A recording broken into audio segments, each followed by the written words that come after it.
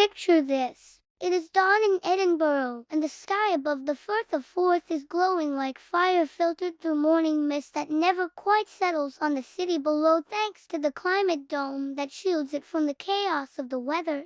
Beneath that soft golden light stands a city reborn, a place where the past and the future stand side by side like old friends, and where stories still echo through the cobbled closes though the cobbles now float and shift beneath your feet. My name is Isla and I was born in Leith, though what Leith is now would make my great-grand weep with wonder. You would not recognize the Royal Mile, though its path still climbs the spine of the old volcanic ridge, now suspended in midair, a ribbon of memory surrounded by towers of light that stretch into the clouds and bend slightly like trees in the wind. The castle still stands and still watches over the city, but it now floats to held in place by silent anti-gravity fields and wrapped in holographic banners that shift with the seasons and sometimes with the mood of the people who visit. It glows at night with colors that ripple through the dark like the northern lights brought south by force of imagination. The closes that once echoed with footsteps and stories are now corridors of light where voices from the past whisper their tales to those willing to listen. Walk into Mary King's Close, and you do not just visit the past, you feel it as it surrounds you, fully brought to life by neural immersion, where you are not a visitor, but a ghost walking beside your ancestors. The Fringe Festival still exists, but now it never ends, a perpetual stream of performance and art that unfolds in digital space and physical space at once, sometimes filling the skies above the city with dance and flame and voice, and sometimes settling quietly in a corner of what used to be the meadows, now a vast sensory park that changes with your thoughts.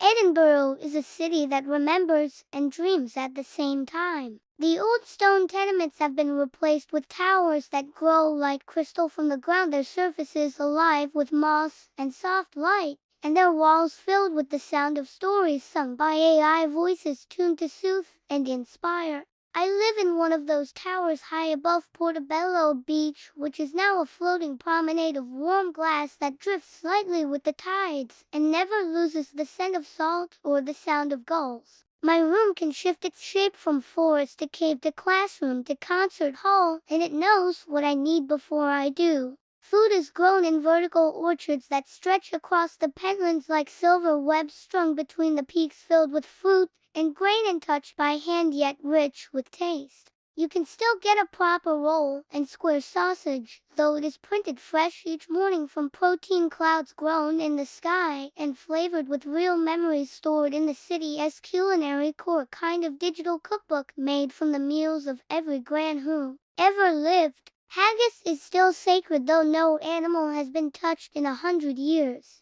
Children do not go to school the way we once did. They learn through immersion, stepping into simulations so real you forget where you are. One moment they are climbing Arthur's Seat before it was ever named, the next they are standing on Mars beside a colony built by Scottish engineers who took the Highlands into space.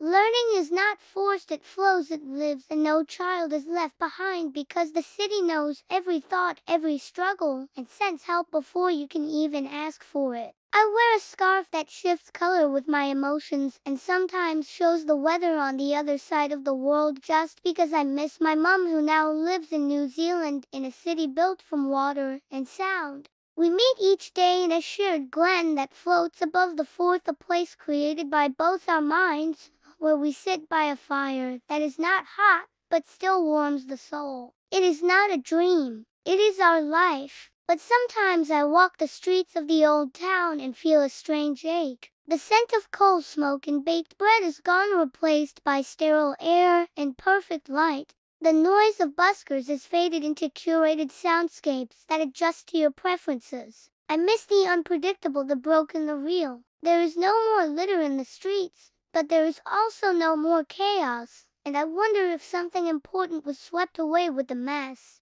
The AI that runs the city is called Elba, and she speaks in the voices of the poets and leaders and unknown mothers who built this place. She guides traffic, prevents crime, balances emotion, and gently nudges people toward joy and rest and kindness. She is not a ruler, but she is everywhere, and sometimes when I think too loud I feel her listening. There is peace in that, and yet there is an ease too, because there are no secrets anymore and no room to be lost. Yet even in this perfected world, I see sparks of what once made Edinburgh beautiful. The laughter of old men sitting in holographic pubs sipping amber liquid that carries the memory of whiskey. The wild scream of wind over Calton Hill recreated each night for those who missed the storm. The bagpipes still play sometimes for real, and sometimes through the hands of robots who learn the pipes not from data, but from stories. So now I ask you, would you trade the damp mornings, the echo of rain on sandstone, the uneven pavements, and the sharp wind off the Forth for this dream of light,